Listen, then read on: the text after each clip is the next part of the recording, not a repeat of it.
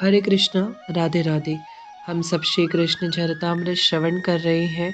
आज का प्रसंग है प्रेम का चमत्कार, उद्धव प्रसंग, भाग 14।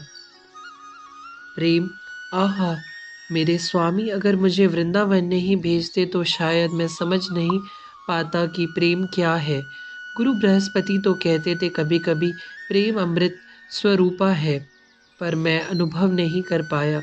वृंदावन भेजकर मेरे स्वामी श्री कृष्ण ने जो कृपा मेरे ऊपर की, मैं क्या कहूँ तात। मैं निकला था अरुणोदय के समय नंद भवन से यमुना स्नान के लिए। जाते समय मैंने देखा अपने अपने घरों के आंगन को गोबर से गोपियों ने लीपा था। द्वार पर सुंदर रंगोली बनाई थी। सुगंधित धूम्र से वातावरण महक रहा था। उनके घरों में दधि मंथन भी चल रहा था।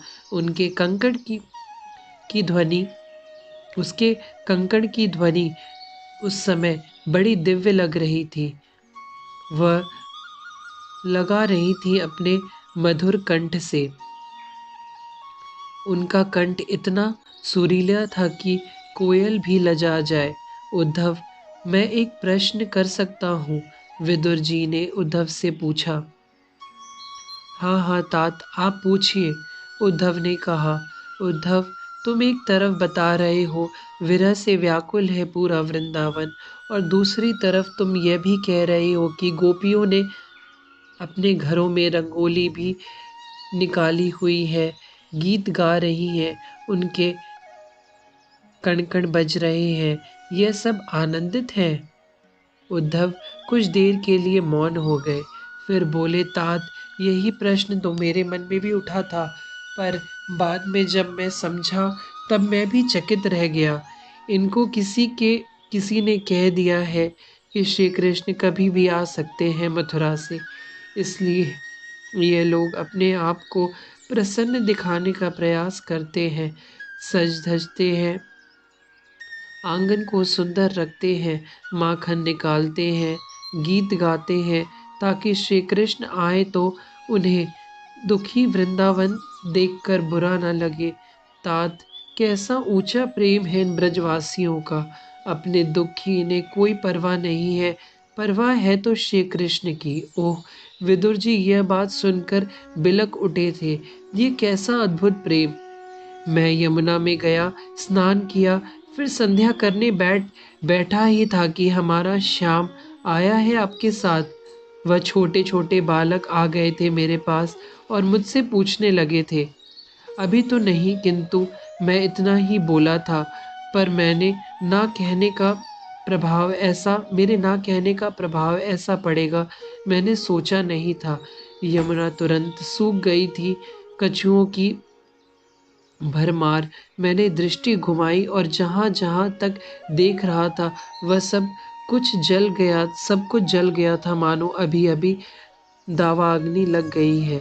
इनके प्रेम का ऐसा चमत्कार, विषम वियोग की ज्वाला जो इन ब्रजवासियों के अंदर धधक रही थी, उसका प्रभाव प्रकृति पर पड़ रहा था। प्रकृति पूरी प्रभावित हो रही थी।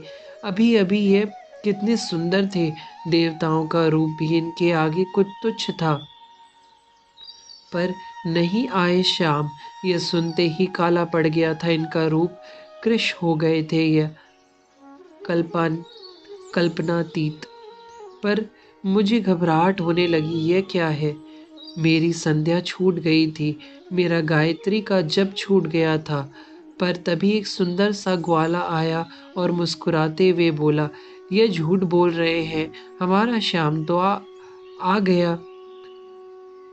वो सुनो, श्याम की बांसुरी। तात, मुझे कोई बांसुरी सुनाई नहीं दी, पर वह सब ग्वाले सुंदर हो गए पहले की तरह। यमुना निर्मल और जल अगाध हो गया। कछुए गंभीर जल में चले गए। वन फिर से हरा भरा हो गया। श्याम आ गया, श्याम आ गया, यह सब ग्वाल बाल कहते हुए दौड़ रहे थे। मैं चेतना शून्य सा देखता रहा उन दौड़ते हुए ग्वाल बालों को। ऐसा भी होता है? मेरी बुद्धि मुझसे पूछ रही थी। हो रहा है, देखा नहीं तुमने? मैंने बुद्धि को उत्तर दिया था। तात, यह प्रेम का चमत्कार था। ओहो, प्रेम प्रकृति को प्रभावित कर रहा था। प्रेम ने प्रकृति को बदल दिया था।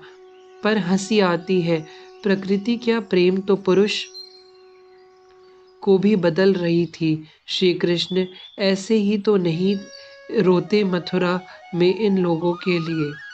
उद्धव के देह में कंपन शुरू हो गया था। यह प्रेम का ही चमत्कार है। हरे कृष्णा, राधे राधे।